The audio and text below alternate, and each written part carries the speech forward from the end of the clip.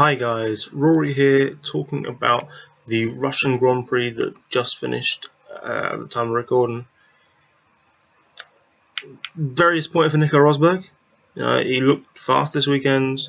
He had a genuine chance of winning the race, and that just didn't materialise for him when his throttle pedal just gave up. Basically, I don't know what the exact issue was because I'll be honest, I switched over to the rugby while they were fixing the barriers, and I think they mentioned it then. But it's very upsetting for. I think people want to see a like. I don't necessarily know if people want to see Nico Rosberg win the title.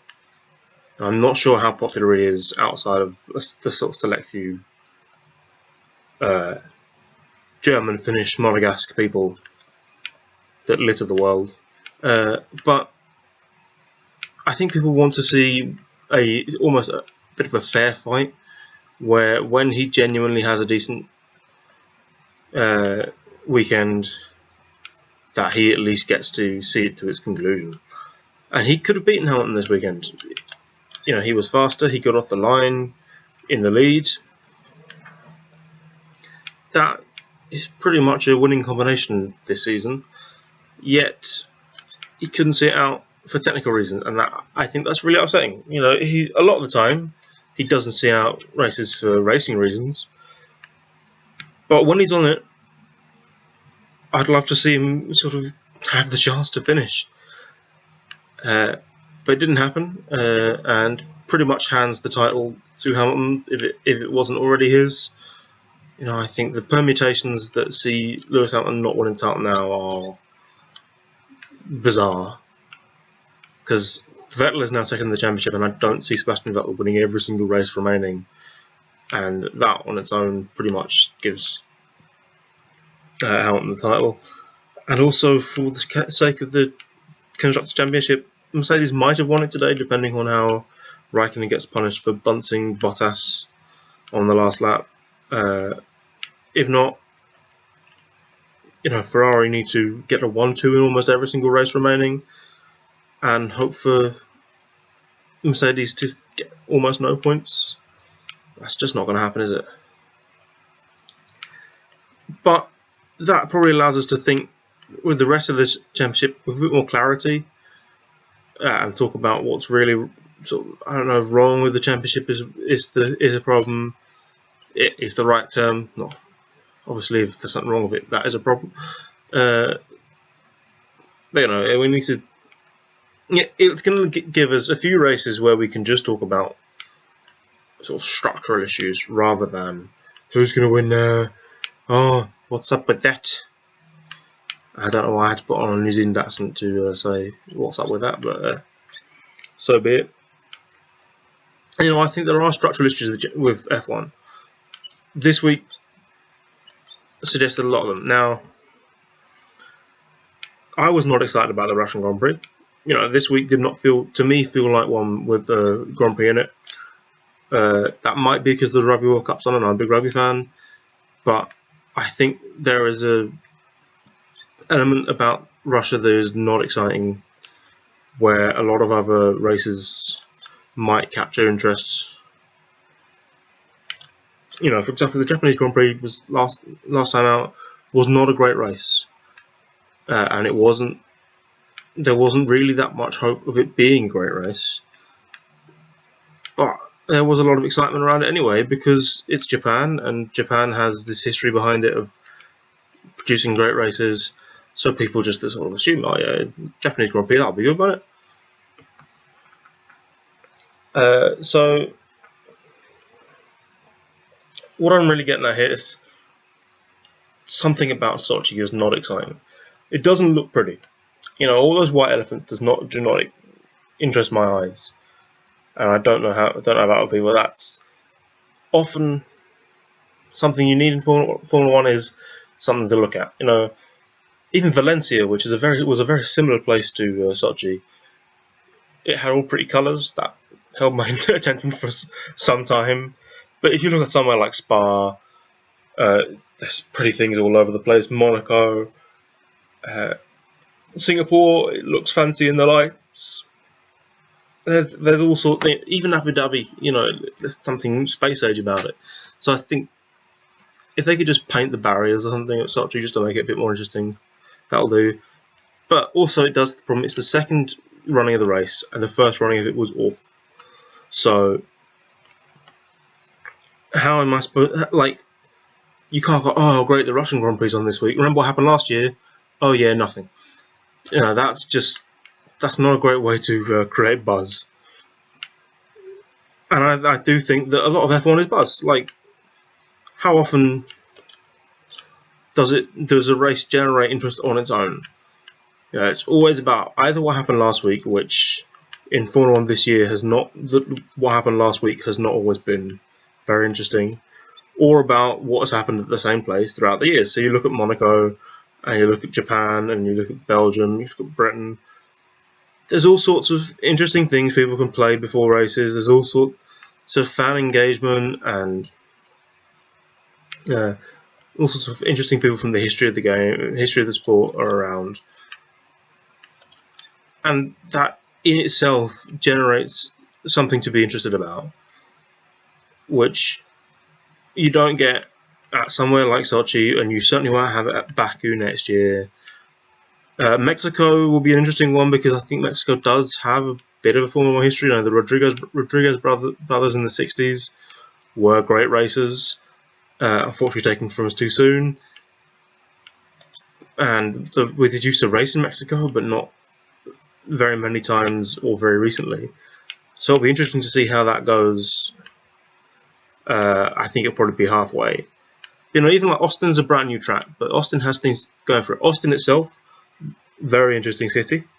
The track both looks fairly good and is a very interesting track to drive on.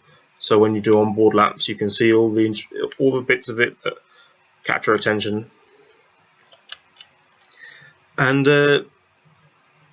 there's also the history of America in itself. It's the US Grand Prix, so you remember back to Watkins Glen, Long Beach, Las Vegas if you really want to remember boring races, Indianapolis for the bizarreness. There's a lot of things you can run on as and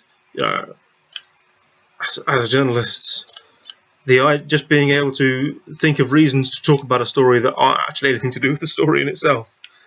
That is valuable for column inches. If you can make something interesting without actually having to talk about the thing itself. You see how many. I was reading something this morning, and it was nothing to do with anything, but it was like when Kate Middleton was pregnant, there was suddenly a boost in television and radio of shows about pregnancy. Now people are pregnant all the bloody time. There's a perfectly good public interest reason to want to sort of give information about what you can do during pregnancy. But because someone royal was having one, that gave enough of an excuse to really run with it. And people did it. So it's the same with motor racing. When you get to, same with sport in general. You get to a World Cup, you can talk about all the previous World Cups and why those somehow are relevant to today. And motor racing is no exception. In the run up to a week, you can go, okay, well, this is relevant to this because this happened at this place before involving these people, and look how it's the same. And F1 needs more of that. So when Alan McNish was writing about how F1's soul is being taken away in the BBC, I think he's got a very good point that we need to keep places like Suzuka on the calendar, like Monza, like Silverstone. I know they don't pay as much money. I know they're not even necessarily the best races of the year, but they are the most watched. They are the ones that hold the most interest for fans. Monaco is every year is probably the worst race. It's simultaneously the most watched race because it's the prettiest. It's the one that has the most history behind it, and it's the one people sort of associate Formula One with. Nobody thinks Formula One and goes, "Oh yeah, Bahrain." That's not the reality of the world. And I think, unfortunately, as much as I'd love it to just be about racing, and it to just be about sort of meritocracy. I think a certain amount of remembering what the sport is and how it got there. Ferrari get paid extra for being Ferrari because Ferrari have been around all this time, and I think if it is within the agreement that historical teams get special dispensation, I think historical tracks have to get it too. And I don't know how to quantify them, but I think maybe if you said for every year you're on the calendar, your fee gets reduced by a certain amount, and then you can say so Monza basically almost pays nothing because it's been around forever, and all these newfangled tracks bring in a lot of money. They effectively will have to bring in so much money to cancel out the old, because I don't want to stop new places hosting Grand Prix. It's a world championship that there hasn't been around in Africa since the early 90s. That needs to change. A world championship cannot only happen in Western Europe. I'm fully aware of that. But dispensation has to be made to places that we historically relate to the sport. The other issue I want to bring up is, it's not strictly F1, it's more to do with the lower categories. But Stoffel Vandoorne won the GP2 championship this week. He's been amazing this year. He is not guaranteed a seat in F1 next year. And if he's not guaranteed a seat in F1 next year, that means he might never get a seat in F1, because that seems to be how this stuff works. If you don't strike while the iron's hot, you're left out forever. The GP2 champion hasn't been promoted to F1 since Romain Grosjean. Now, that was 4 years ago now. It's simply not doing its job as a feeder series. Now, there's a couple of issues here. First of all, GP2 is hugely expensive, so it just doesn't work. It was supposed to be cheap when it came in, and it just hasn't worked that way. And because it's hugely expensive, the best drivers can't stay in it forever. Because they don't make enough money on their own. You get people like Conor Daly, for example, very talented racer for America, doesn't have the money to traipse around Europe doing these races all the time because no one's going to sponsor him. So, despite him probably being one of the top 30, 35 drivers in the world, he's not racing in F1 or GP2 because the money isn't there. If you can only race in GP2 as long as the money is there, you can't stay long enough to wait for an F1 seat to turn up. And F1 seats are hugely difficult to get hold of these days because there are fewer teams, and the teams there are typically don't turn over their drivers as often as they used to. So unless you're in Toro Rosso program, so unless you're a Red Bull young driver, you aren't getting a seat. They just don't exist. And the same problem is in F1, where the teams are not able to hire the best driver available because they have to hire someone who's going to pay the bills. Now, Pastor Maldonado isn't. I know he did very well in GP2 eventually, but he was there for years and years and years, being paid by the Venezuelan government to be there. That's not a situation anyone else can copy. And we need to be in a situation where the champion from the previous year, like Joel Palmer, should be in F1. He might not be everybody's cup of tea, but he is certainly better than some of the drivers currently racing. Stoffel Vandoorne needs a seat. It's a joke that he hasn't got one. Nico Hülkenberg should not be even slightly questioning leaving. There needs to be some sort of way of just getting rid, maybe just get rid of drivers. It's a harsh thing to say, but I think something needs to be done. Ultimately, it's going to come out of costs, because if teams are able to run on their own back, then they will just pick the driver that is best. If you need money, you end up picking someone who's best for your financial reasons and not for the racing reasons. So it has to be a situation where racing well makes you more money than selling your seat. Anyway, that's really what I got left. Like, organisationally, Sochi was a mess. The GP2 race happened in the dark. GP3 ran a session in the dark. They were piecing bits of the barrier together with duct tape. One of the marshals ran across the middle of the track without a yellow flag. Like, it was all crazy. But it wasn't the worst race in the world.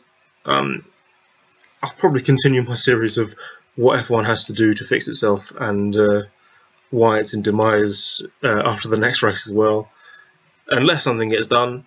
But anyway, it's probably been long enough now, so I'll see you next time.